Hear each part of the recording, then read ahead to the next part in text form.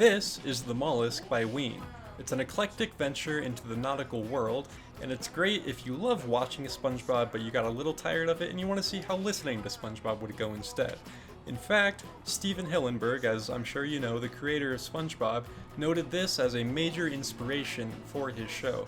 He even contacted the band and let him know about that, and they later on went to write the Loop-de-Loop song for the show. Pretty fun fact. Anyway, on to the music. Does my shuffle step really look so good? Now, on Dancing in the Show tonight, you can probably hear some vocal similarities to SpongeBob and Patrick from the show. This is because they were actually guest features on the track. This was mostly to fund their MDMA dependency at the time, and you can really hear the lack of dopamine in their vocal performances. They come across as very lethargic.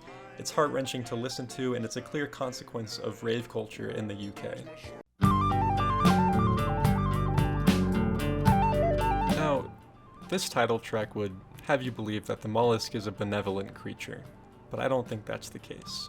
They trick you into thinking that with the whimsical whistling akin to the cool ocean breeze, the nice trumpets fitting for a beloved prince returning to his kingdom.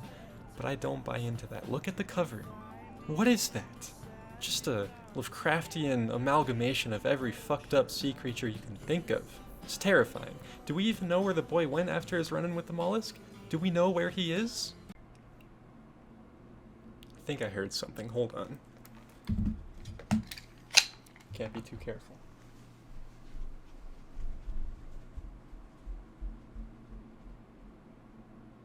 What the fuck?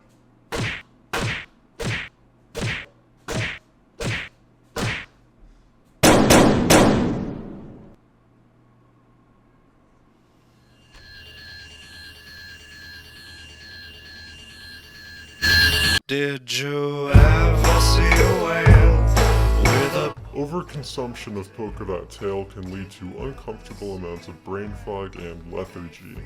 If you find yourself moving to the tempo of this song days after last hearing it, please consult your physician, doctor, or exorcist and have them help you remove the spirit of the whale with the polka dot tail. A true rocker to get you back on your feet after Polka Dot Tail left you bedridden with COVID-like symptoms for 2 weeks.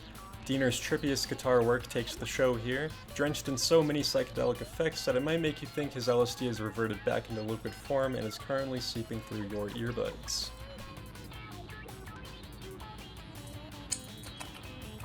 It's vinegar. Mutilated lips give a kiss on the wrist of the world. It's a macabre title, I know, but trust me, go ahead and just close your eyes and let the flow of the hook whisk you away. It's another really psychedelic number, but it's more like, I've been stranded on this island for weeks, I ran out of drinkable water 2 days ago, the paranoia is costing me hours of sleep each night, and I swear to God, the animals are talking to me type of way, you know? Get off my ass, you wee bitty fuck.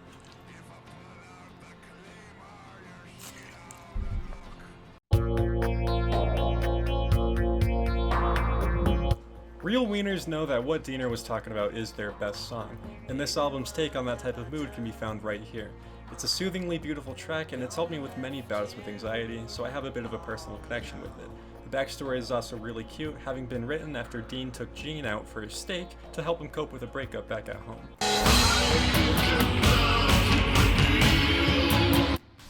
Look into his eyes, hear what he has to... Wait, shit, this is a banana. Right. Look into his eyes. Hear what he has to say. Let him guide your life and tell no one his secrets. A cover of the classic folk song The Unquiet Grave, Gene's rendition here is notable for him having not flipped the gender of the narrator, as is typical when a male vocalist gives their take on this song. Ween really is progressive for their time. Let's ignore that one lyric in Pumpin' for the Man and bask in the dim beauty of this song. I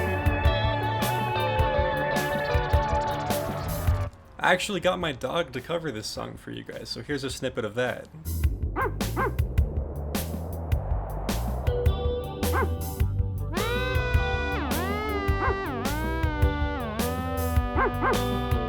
She's really bad at lip syncing, but I assure you, those are her barks. I'm waving my dick in the wind. I'm waving. I understand the lyrical content of this song might go over some of your heads, so let me just make it clear for anyone who's too dumb to get it.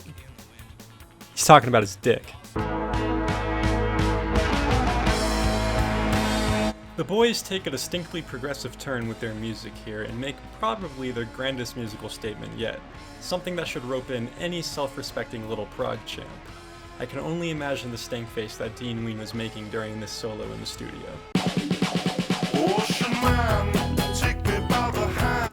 This song is the gateway drug into the weird, wild world of Ween. For many people, including myself, there's an immense amount of nostalgia tied to this song because of its usage in SpongeBob.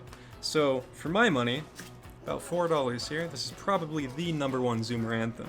So, try and top that, industry heads. 3 men, so they were. On the closer, we have lyrics evoking vivid imagery of a sailor getting cucked by his lover. Nowadays, we have songs like There's a Light That Never Goes Out on repeat by that one Union Jack motherfucker, but I like to think that sad boy pirates of days gone by were listening to songs like this next to a barrel of rum or whatever after getting rejected by a peasant that they tried to force themselves onto. Boo fucking who, I don't care. The instrumental reprise that precedes She Wanted to Leave is pretty nice and it's pretty touching, and it kind of ties the whole theory of this being a concept album together. I'm not going to go into that, but there are some great, really well thought out theories that you can look up if you want to, but even without the theory, it's a nice moment to reflect on the twisted, psychedelic version of Finding Nemo and the Little Mermaid that we just sat through. 10 out of 10.